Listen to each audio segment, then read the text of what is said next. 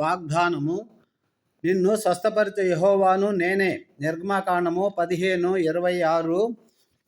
మీ దేవుడైన యెహోవా వాక్కును శ్రద్ధగా విని ఆయన దృష్టికి న్యాయమైనది చేసి ఆయన ఆజ్ఞలకు విధేయులై ఆయన కట్టడలన్నిటినీ అనుసరించి నడిచిన ఎడల నేను ఐగుప్తీయులకు కలుగజేసిన రోగములలో ఏదియు మీకు రానియను. నిన్ను స్వస్థపరచు యెహోవాను నేనే అనెను.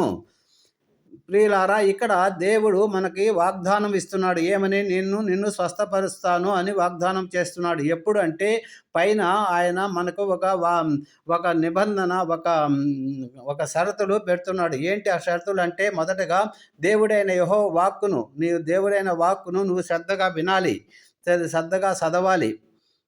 అప్పుడు నీ దేవుడైన యెహోవా వాక్కును నువ్వు శ్రద్ధగా విని, రెండవదిగా ఆయన దృష్టికి న్యాయమైనది చేయాలి. ఆయన ఆజ్ఞలకు మనము పాటించాలి. ఆయన ఆజ్ఞలకు విధేయత చూపించాలి. ఆయన కట్టడలన్నిటిని మనము అనుసరించే వారముగా ఉన్నప్పుడే ఆయన కింద ఇచ్చినటువంటి ఆ యొక్క వాగ్దానము మన జీవితాల్లో నెరవేరుస్తాడు. ప్రియులారా, మనిషికి శరీరము, మనసు, ఆత్మ ఈ 3 బాగున్నప్పుడు మనిషి ఆరోగ్యంగా ఉంటాడు. శరీరం బాగా లేనప్పుడు రోగి అంటాము. మనసు బాగా లేకపోతే మానసిక రోగి అంటారు. ఆత్మ బాగా లేకపోతే పాపి అంటారు. శరీరం ఆరోగ్యంగా లేకపోతే ఏ పని చేయలేం. మనసుకు కూడా ఆరోగ్యం కావాలి.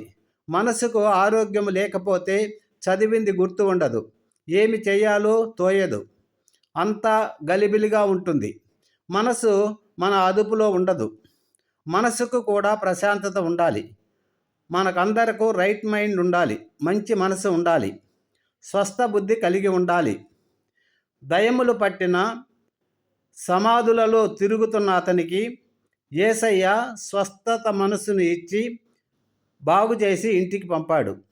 యెహోవా రఫా అన్నప్పుడు అన్నిటినీ బాగు చేస్తాడు.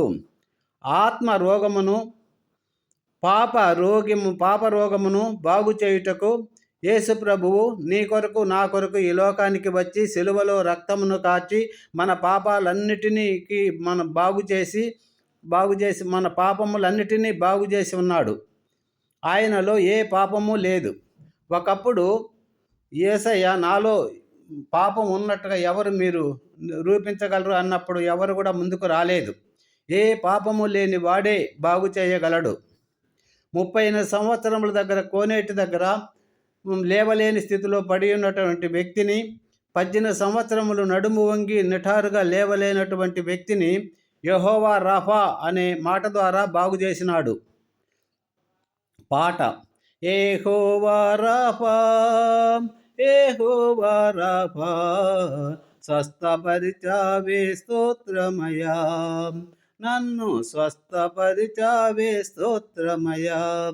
యెహోవా రఫా, యెహోవా రఫా, స్వస్థపరిచావే స్తోత్రమయా, నన్ను స్వస్థపరిచావే స్తోత్రమయా.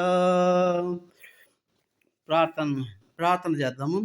ప్రభువా, ఈ లోకములో మా అవిధేయతల వల్ల మీకు లోబడే తత్వము లేక అనేక పాపములు చేసి, ప్రభువా, ఈ లోకములో మా విధేయత వల్ల మీకు లోబడే తత్వము లేక అనేక పాపములు చేసి మా శరీరములో రోగాలను కొని తెచ్చుకుంటున్నాము.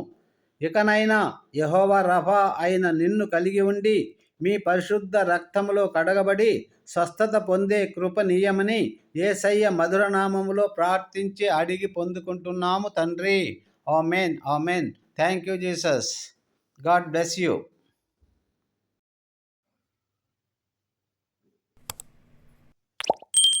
Thank you Jesus. God bless you once again. మిమ్మల్ని, మీ కుటుంబాన్ని దేవుడు బహుగా దీవించి ఆశీర్వదించునుగాక. ఆమెన్.